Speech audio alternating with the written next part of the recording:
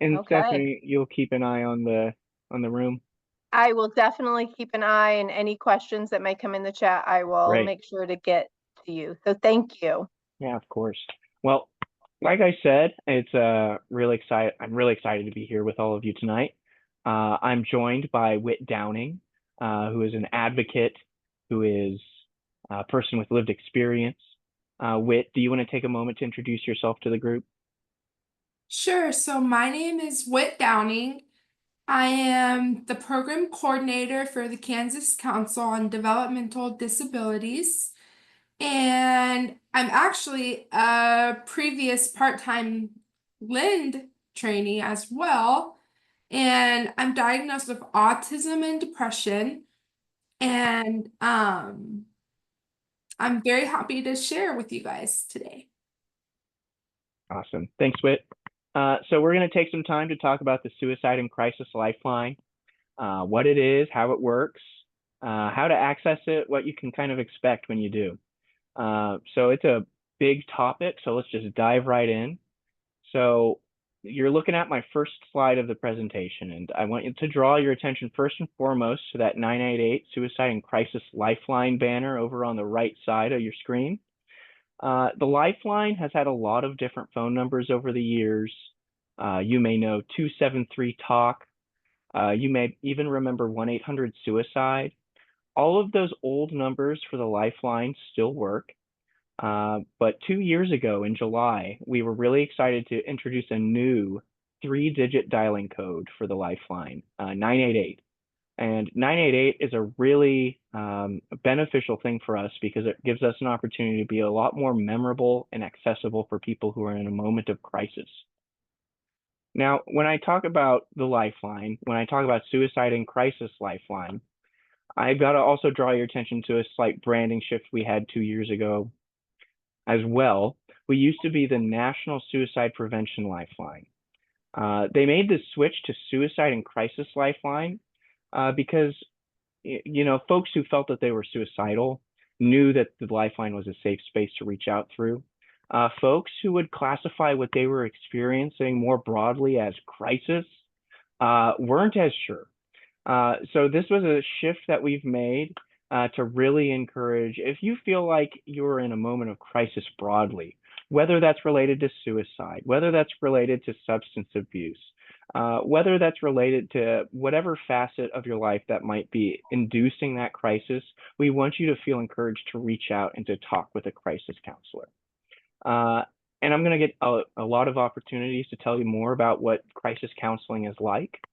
But just real briefly, before we move forward from this slide, I just want to take a brief moment to share with you about my agency, Headquarters Kansas. We're actually the primary contact center for the Lifeline here in the state of Kansas. The only 3 counties that we don't cover as the primary contact center are Johnson, Wyandotte, and Sedgwick. Now, we are still a backup network. We are still a backup center for those contact centers. So there is still a chance that even if you're in those 3 counties, you're going to have a good you'll have an opportunity to talk with us. So we do all sorts of work around the state related to prevention, intervention, postvention related to suicide. But as that contact center for the Lifeline, we also really care about being able to share more with other folks about what it is. Okay, come on, baby. There we go. So like I mentioned, 988 is the newest dialing code for the National Suicide and Crisis Lifeline. We really want to encourage anyone with thoughts of suicide, a mental health or substance use crisis, or any kind of emotional distress to reach out. And I think an important thing to note here as well is that we take a lot of calls at the Lifeline from folks who are calling on behalf of someone else too.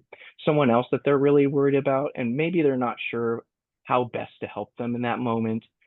Maybe they're really worried or scared for what's going on, and they want to get some good advice on what some of those good first supports to connect with could be, or what are some strategies to implement in those moments yourself to be able to find safety for the person you might be worried about. So we really want to talk with folks who are touching crisis in any way.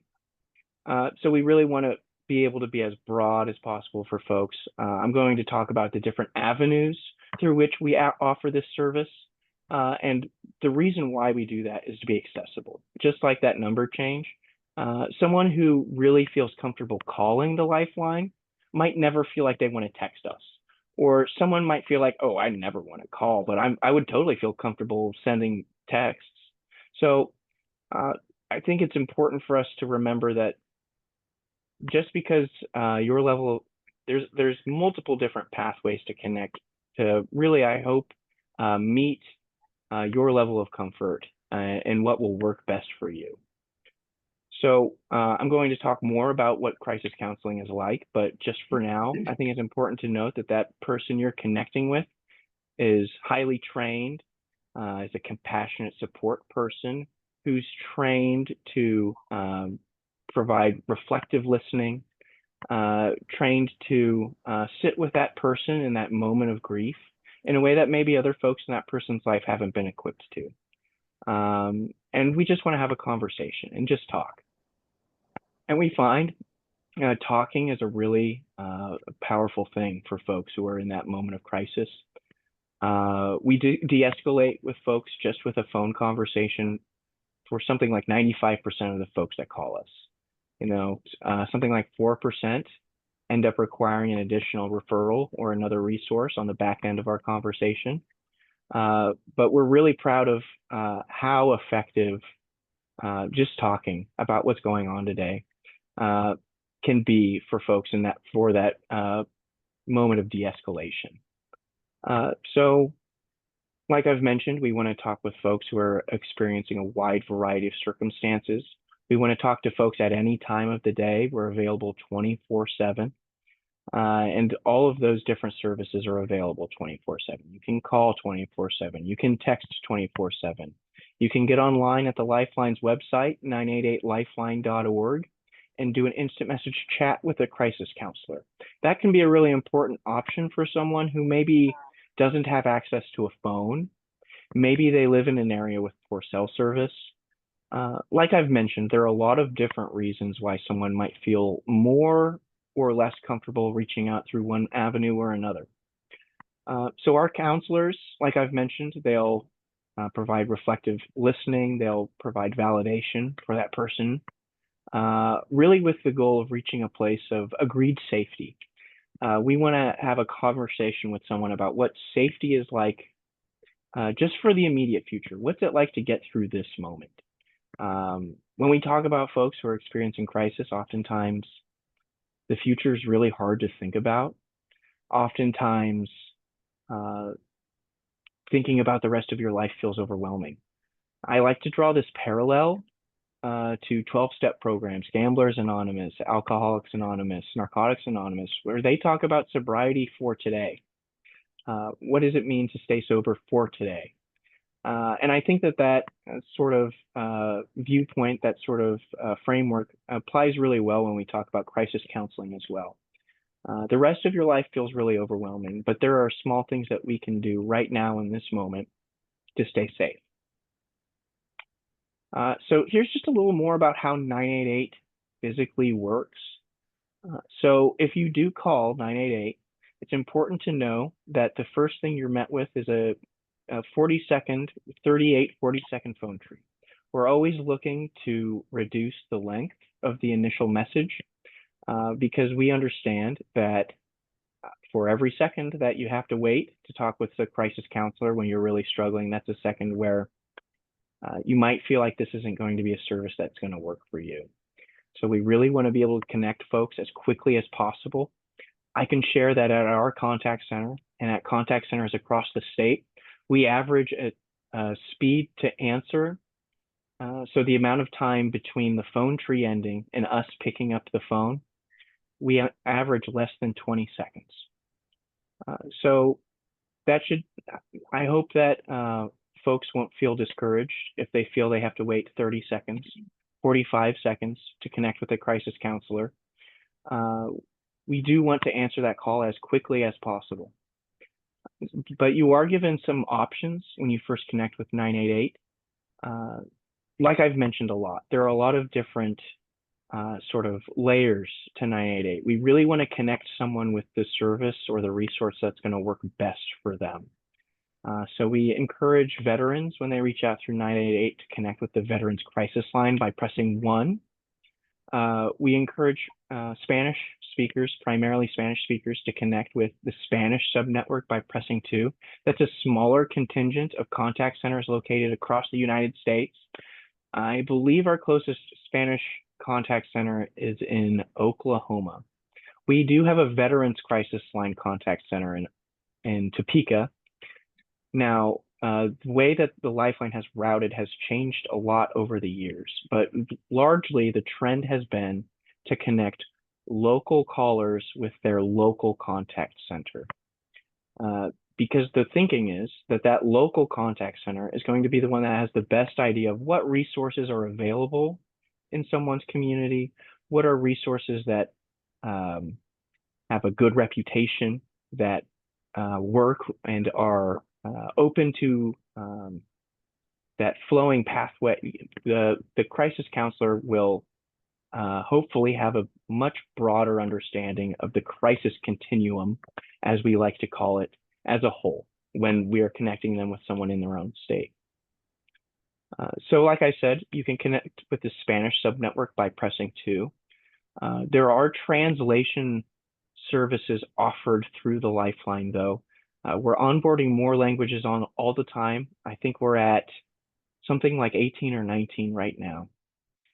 So even if you're not a primarily English speaker, even if you're not a primarily Spanish speaker, we still hope to connect you with someone who is able to speak with you in your own language. You can press 3 to connect with the Trevor Project for LGBTQ+ youth. Trevor Project is our newest partnership through the Lifeline, and we're very proud of the service that they offer. Anyone under the age of 25 who is experiencing a crisis related to identity broadly is encouraged to reach out to the Trevor Project helpline. And of course, if you remain on the line after that phone tree, you'll be connected to that local crisis center. If they are unable to answer, you'll be routed into the backup network. Now, the way we've constructed the backup network in Kansas, you will potentially hit 3 contact centers in Kansas before you will be routed into the national network. So each of those 3 contact centers will be given an opportunity to pick up your call. And if only if none of them can, you will be referred to a national contact center. Now, each of the contact centers' answer rate hovers something around 90%. So what that means is that a caller from Kansas who hits 3, we answer, oh, hold on, let me do some quick math. So if you hit all 3 contact centers, there is a 99.9% chance that you will talk to someone in the state of Kansas, which is something that we're really excited about. So here on the right on my screen, on your screen, you'll see a little graphic that breaks out the general breakdown of what those contacts look like in 2022. So the year the 988 number went live. Now, these ratios have changed a lot. We'll be able to talk a little bit more about that in a moment. But I want to just draw your attention to, it looks like roughly the 2/3 of the contacts that we took in 2022 were calls, and 1/3 of the contacts that we took were chats and texts. Now, I like to take a moment to speak here on the importance, again, of providing these different modalities of service. I've worked on the phones, I've worked on the chat team, I've worked answering texts through the Lifeline in the past, and it always amazes me the different sort of pools of population that reach out through each avenue. Like I've mentioned, one population that might feel really comfortable calling might not feel comfortable texting. One population that might feel really comfortable texting might not ever want to call. I was always really surprised to find the call contacts we take through the Lifeline. something like 80% of the folks we talk to on the phone are people over the age of 20. For those texts and for those chats, it's really flipped. Really, we talk to probably 80% of the contacts through the chat and text. They're folks under the age of 20. So that just should show you that based off of someone's lived experience, what they're bringing to the table in that moment of crisis, that might change how you refer someone to the Lifeline that you're worried about. So like I've mentioned, in 2022, we took roughly 3.8 million contacts. In 2023, we took about 6 million. So that should show you that this is something that people are realizing it works for them, is something that folks feel comfortable to connect with. And we'll talk a little bit more about this, why we see increases in the amount of contacts we receive at the Lifeline. But a little spoiler, it really is all about how we market, how we talk about the Lifeline broadly, how we encourage others to utilize it.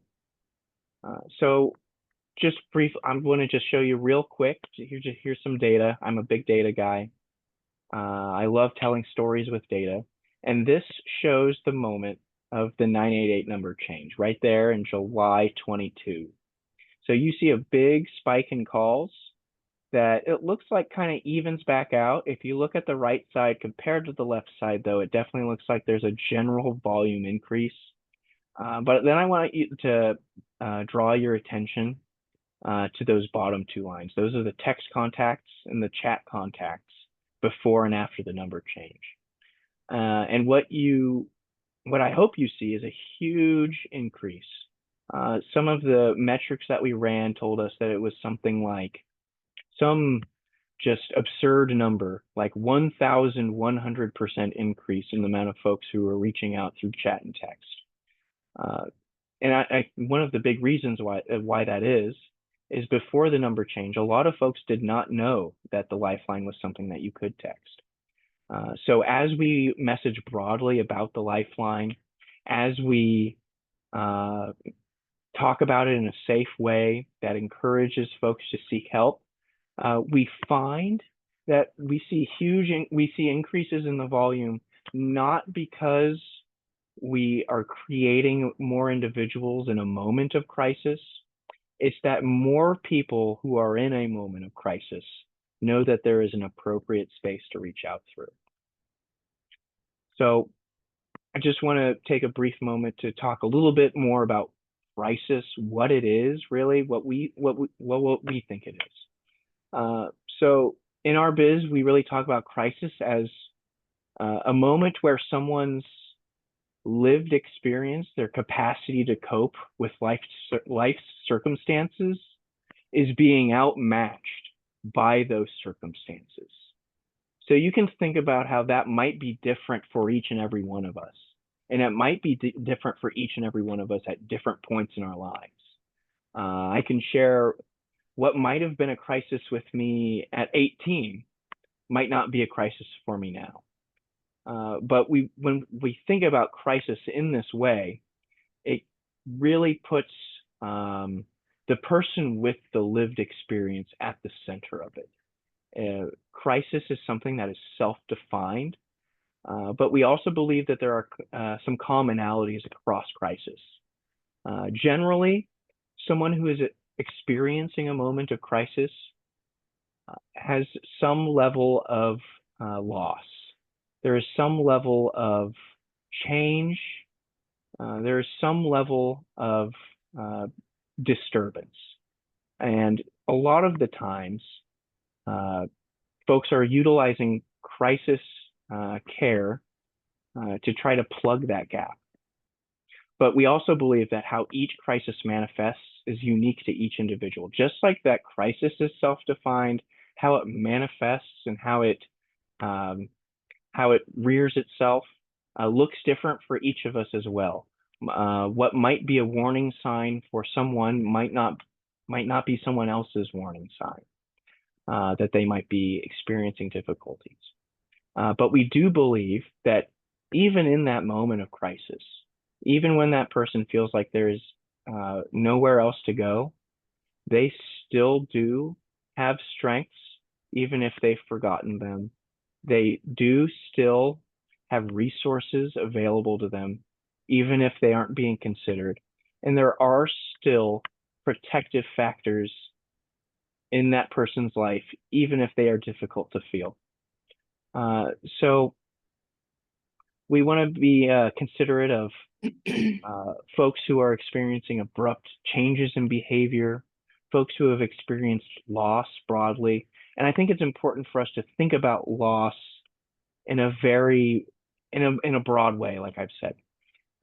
For instance, someone, a teenager who gets grounded and is told you can't go to the football game this Friday night. They're experiencing a loss, right? They're experiencing a separation from their community. They're experiencing possibly dysregulation about not understanding why they're being punished.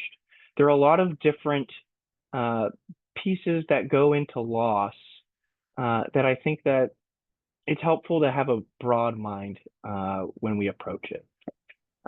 One thing that we really believe is that outcomes for that person in that moment of crisis, they're improved by having access at the right time, in the right place, in the right way. And when I talk about right place, right time, right way, I'm really talking about an intervention that is least restrictive. When I talk about least restrictive, I'm talking about what meets the person where they are at most effectively. I tend to think that if we can help someone de-escalate from a moment of crisis with just a phone call while they're sitting at home utilizing a free service, petting their own cat, eating their own bag of chips, watching their own soaps on the TV, that's a better outcome for that person than involving the police, than involving the hospital, than potentially involving other pieces that could potentially result in re-escalation or re-traumatization. So there are definitely always places for those pieces of the crisis continuum. But if we think that we can help someone help someone de-escalate over the phone, we want to encourage them to utilize that. So I'm going to turn it over just real quick to Whit, who's going to take some time to talk to you about her experience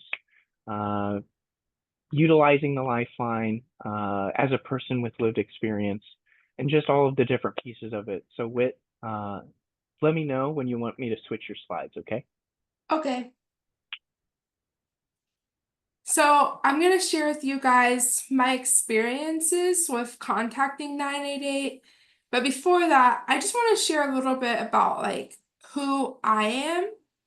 So, I love Rubik's Cubes. I've got 3 nieces who I adore, as you can see in the picture on the bottom there. I'm a proud cat mom. My kitty, her name is Rosalie. She's there. I love writing. I'm diagnosed with several mental health conditions and a neurodevelopmental condition. And I'm very passionate for mental health advocacy, suicide prevention, and including autistic people in those conversations. Can you go to the next slide? So like I said, I'm diagnosed with autism, depression, PTSD, and anxiety. Next slide, please. So honestly, like, I have called 988 many times. I've chatted with 988 many times. I survived a suicide attempt in July of 2022.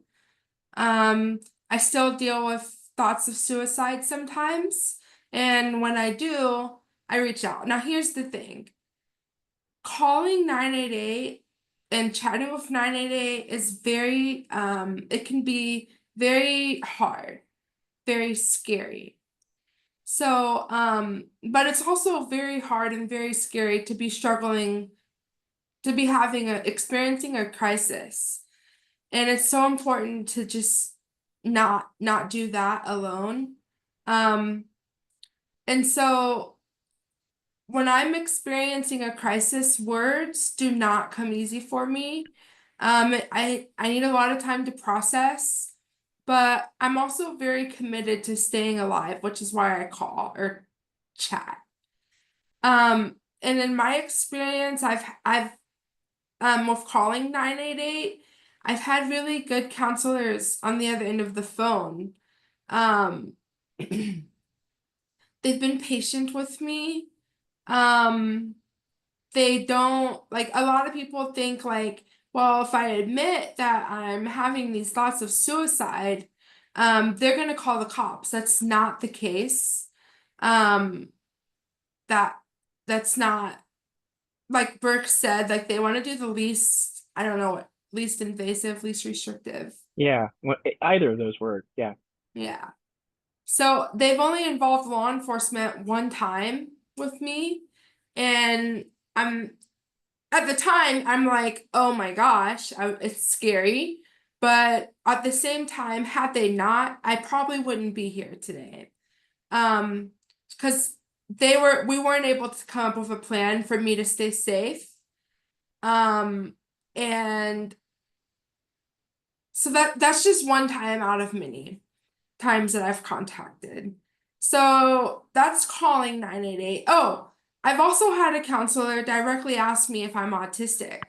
Now, some people maybe wouldn't like that. I did because it just made me feel like, oh, like, well, this counselor, this person that I'm talking to, maybe I'm not as misunderstood as I thought. That was the feeling that came when she asked me that. I was like, yeah, I am. And so when I'm chatting, I like it because it's not rushed. I will say there's usually a little bit of a longer wait time than when you call. But it's easier to chat sometimes when words verbally just aren't coming. Or if I'm in a room with people, then you can also chat. And it's also easier to self-disclose. So 988, something that really sticks with me with them, when I call, they usually always say something like, I know suicide's a very real option for you, but you reached out and that shows me like there's a part of you that wants to stay safe. I want to talk to both of those parts of you. And just like the counselor's training is very evident because at least for my experience, I've had really good experiences. And I really feel like they're very caring. That's it for me. Thanks, Whit. So Whit alluded to a lot of these different pieces, but we're really going to dive into them from the perspective of the counselor now. Whit, I want to take a moment to express how much I appreciate you taking a moment to mention the possibility of police contact through 988. I think that's something that's really important for us to message around, is that, we're trying to make this determination around safety for individuals. Sometimes that conversation ends when we're really worried about someone and before we've been able to have a talk about what staying safe tonight might look like. I mentioned 95% of the folks we de-escalate with just a conversation on the phone. Something like 4%, we find we need an outside referral to another agency. About 1% of the contacts, so 1 in every 100 folks might be connected with dispatch because we're worried about their immediate safety when they do call. So I think it's important to message that if you've disclosed a lot about what's going on tonight, if you're reticent about, I would really encourage you to at least try to make the effort to do at least have a small conversation about what safety for tonight could look like for you. Our call counselors are trained in a lot of different types of nuance. I'll share we don't want to call dispatch, but when we are really worried about someone, it is what we will do. So I think that that's something that's really important to address up front with folks. So a little bit more about the intervention that's provided. Whit mentioned that when she talks with folks, a lot of the time when they're speaking, they're talking. A lot of the time there will be a prompt around what suicide ideation or experience you've had in the past.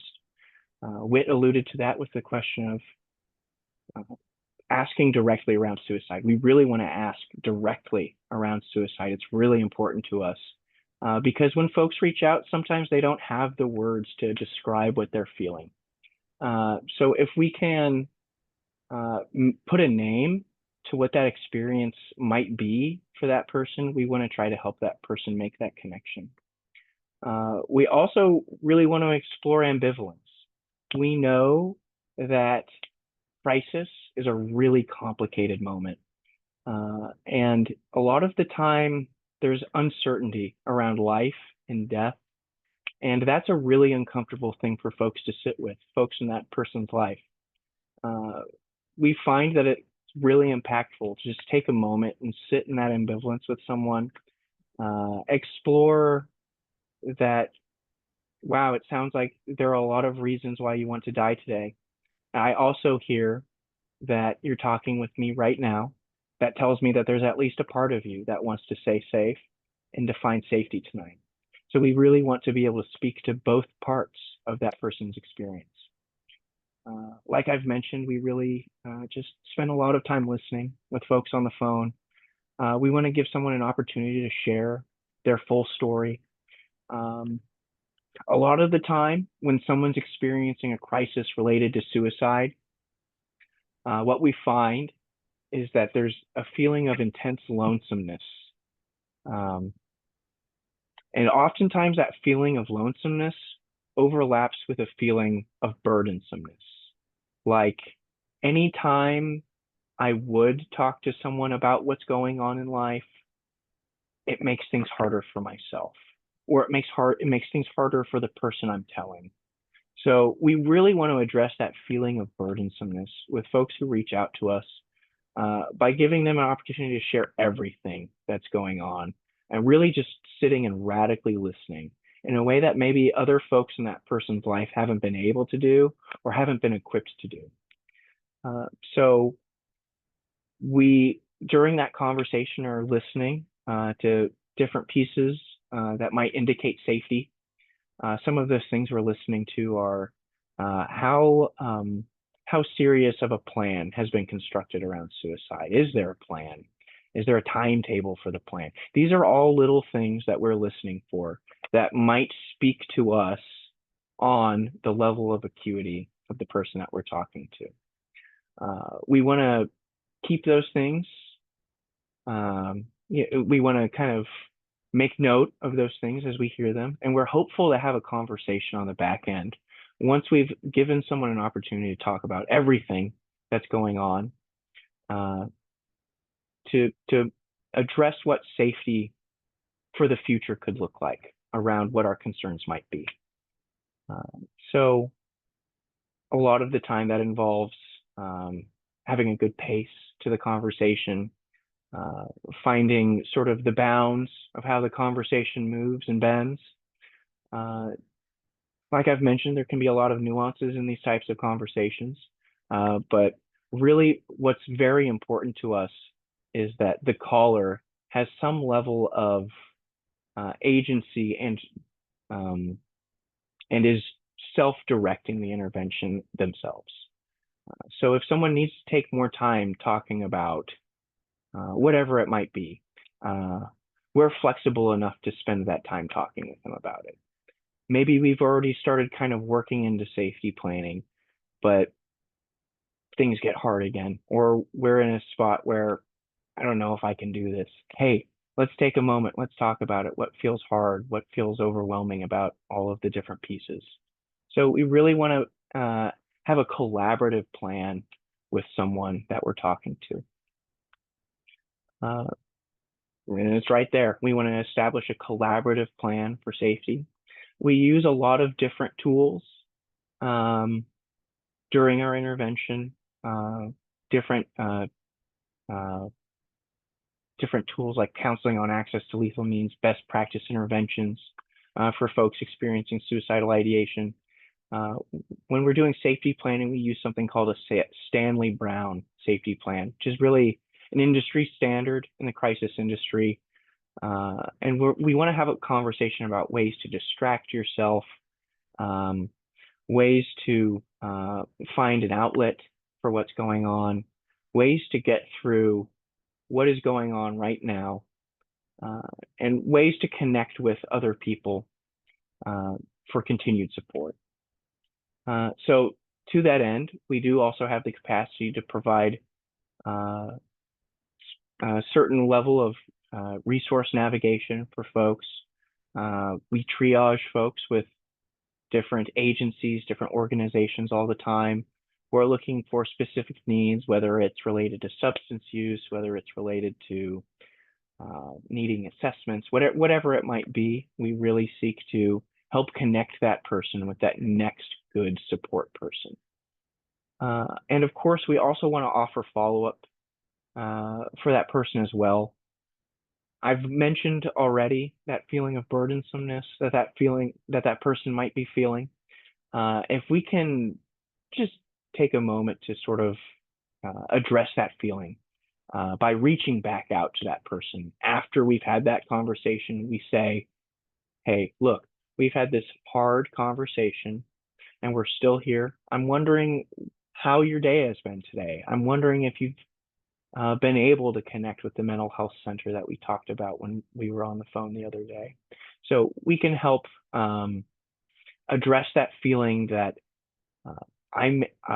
when I tell people about what's going on, it makes things harder.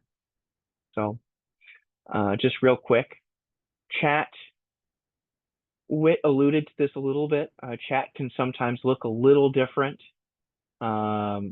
just because of the realities of the medium. Like I've mentioned, it's really important to us to provide multiple modalities to connect with someone. When you connect via chat, the first thing you see is a pre-chat survey.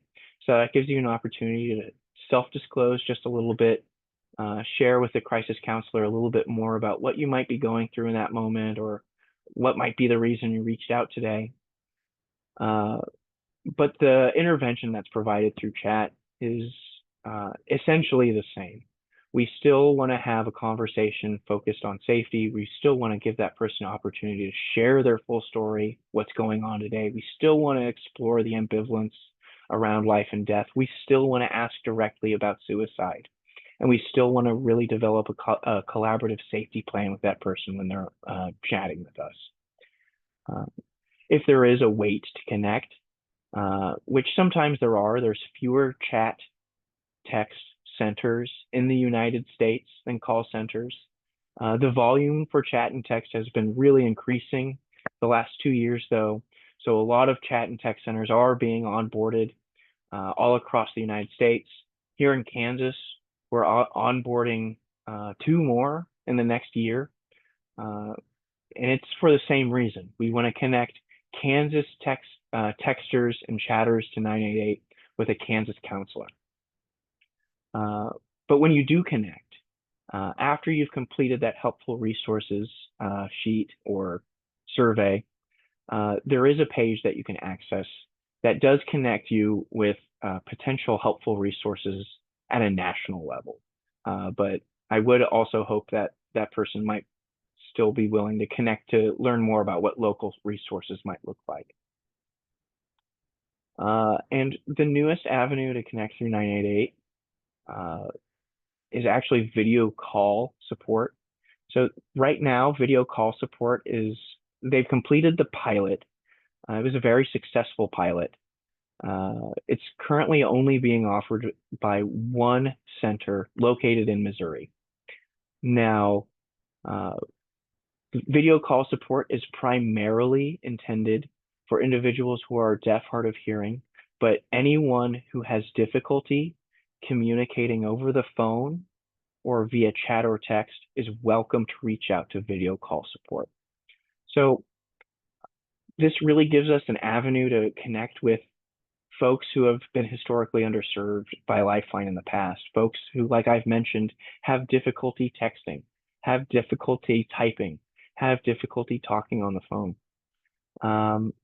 This is a service that can be accessed on the Lifeline's website, just like the chat feature.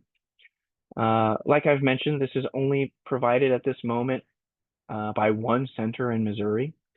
There is expansion planned, but that does mean that there can be long wait times. If there is a wait time, a message appears letting the person know that there's a long queue, and that person might be encouraged to utilize TTY services and reach out through 988. So just something important to know. We're very excited of the potential of video call services. I really think it's the next big thing, but yeah, I'm really excited to share that with you, and I hope that I've been talking to you a lot today about what Lifeline is today. We're growing every day. What the Lifeline looks like in 5 years isn't what it's going to look like today. What it looks like in 10 years isn't going to be what it looked like today. We are so different than what we were 5 years ago. So I'm really excited to see the Lifeline continue to address historically underserved populations, continue to add new modalities to connect with crisis counseling, all with the purpose of connecting more and more folks with crisis services that work for them when they need them. So just real briefly, I want to talk to you about our state's goal to have mobile crisis response available to 80% of Kansans in the next year and a half. It says 2 years, about 2 years here. This is an old deck. So what that means is that through 988 or through local crisis lines, there's the capacity to be connected with in-person crisis support. I think this is, we've been talking a lot about modalities today, how we want to connect someone with the best service that's going to work for them, the least restrictive service that's going to work for them. So we want to be able to connect, in each of the regions in Kansas is at different places today with building these programs. There are some regions where this is available today, 24/7. So I would encourage you to ask about it if it's something you're curious about. Explore those local crisis lines for your local community mental health center, as well as the 988 number and its modalities. So we really want to be able to connect that person with the potential to provide an in-person support as well, if that's what's needed. Again, I'm talking about a different pathway for these individuals, rather than connecting with their hospital, rather than connecting with their local law enforcement and jail. If we can connect that person with a mental health provider, like I've mentioned all day or all evening, that's a better pathway for that individual when they're experiencing a mental health crisis. So we also want to explore what handoff through 911 looks like as well. I've talked with 988 contact or 911 PSAPs here in the state, and they share with me something like 15–20% of the folks that they talk to every day are folks where there is no criminal component to the call. There's no need for an EMS response. What the person is really dealing with is a crisis related to mental health. So what would it be like for 911 and 988 to connect in that way, where, because we make referrals to 911 too, What's it like for 911 to make referrals to us as well?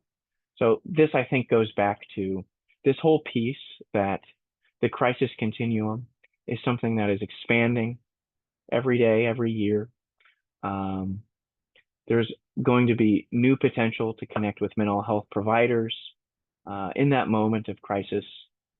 And I hope that we will be able to continue to abridge all of you on those developments.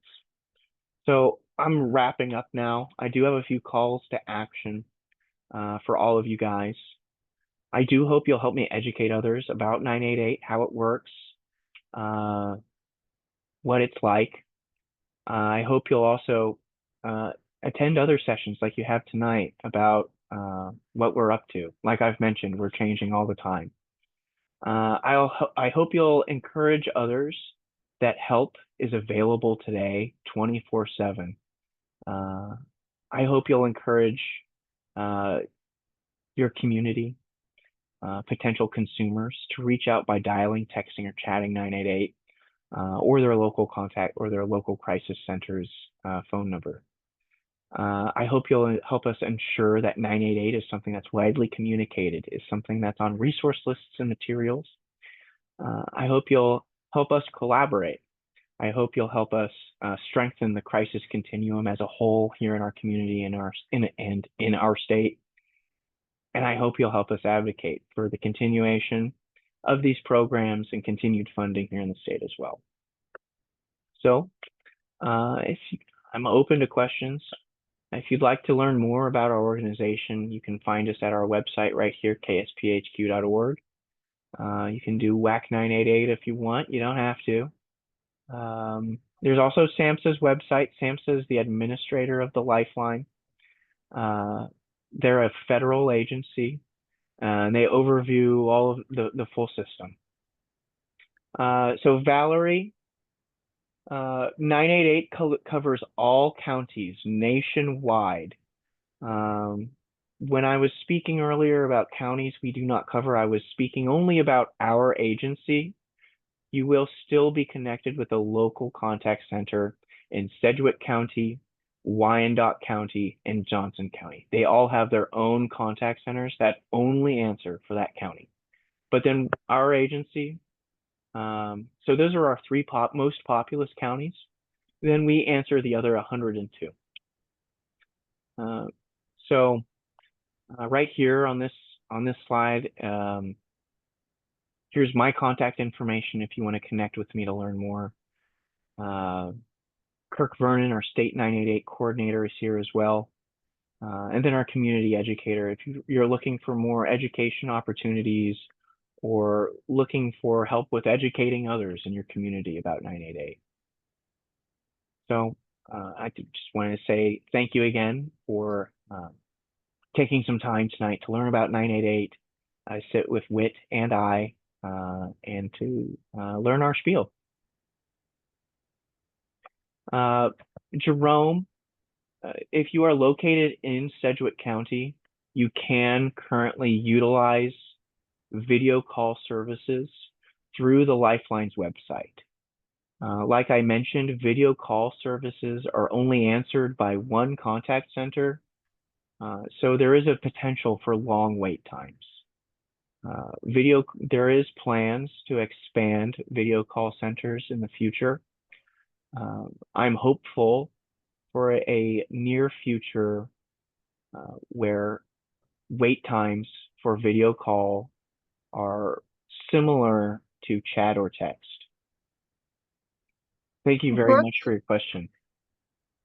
Brooks, this has been amazing. 988 is like way bigger than I ever realized. I appreciate you coming and sharing all this information tonight. I do have a question that Sure. kind of relates to what Jerome just asked, but like who decides where that video call will go? Does Kansas decide?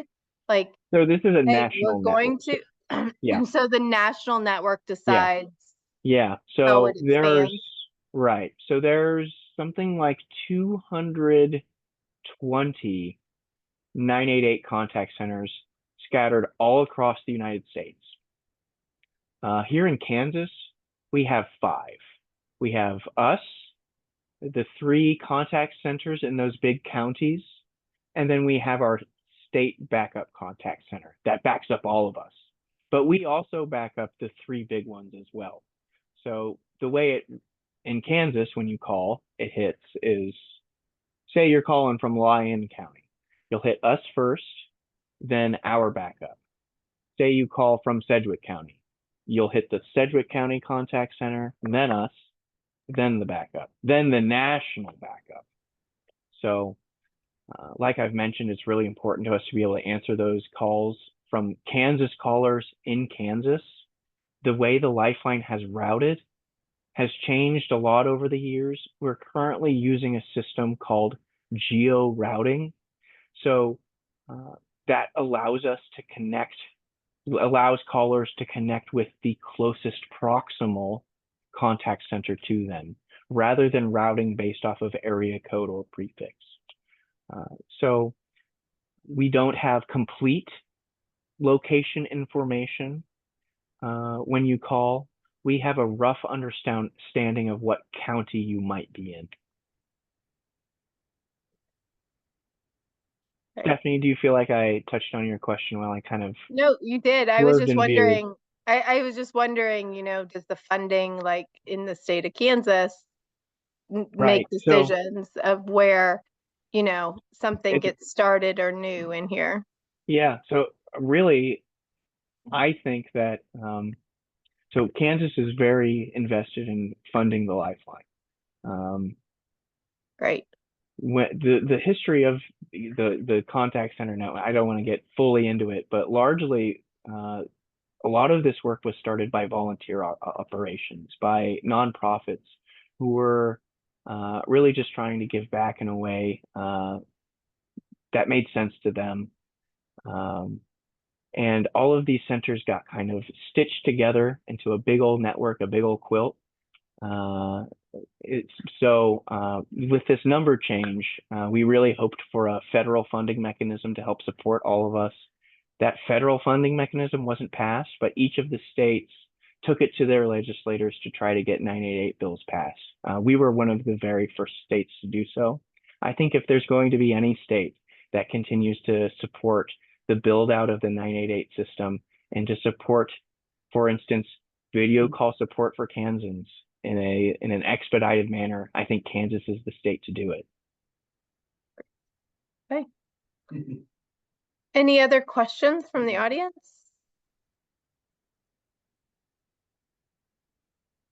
You're getting a couple of thumbs up though. That's great. If somebody wants to, like, are you always hiring? Is this like volunteer? Like, yeah, so we do take volunteers. We do also want to hire crisis counselors all the time too. We want to make sure the lines are staffed well, that they're staffed robustly. So if you're interested, you can always connect. You can connect with me, and I'll connect you with the best email to connect with. My email is right here on the screen if you want to learn more about our organization or how to give back. great.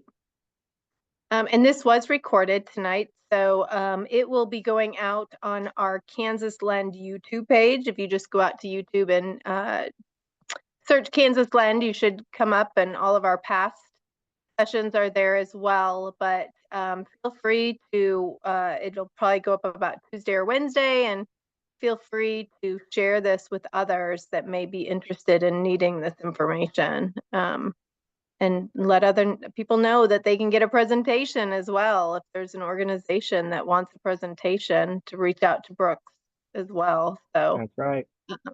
I wanna thank Brooks and thank my friend Whit for being here tonight. I know she's had a long day as well, so I appreciate her jumping on.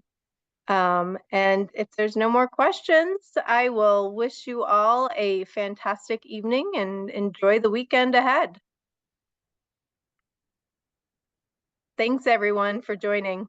Thank you.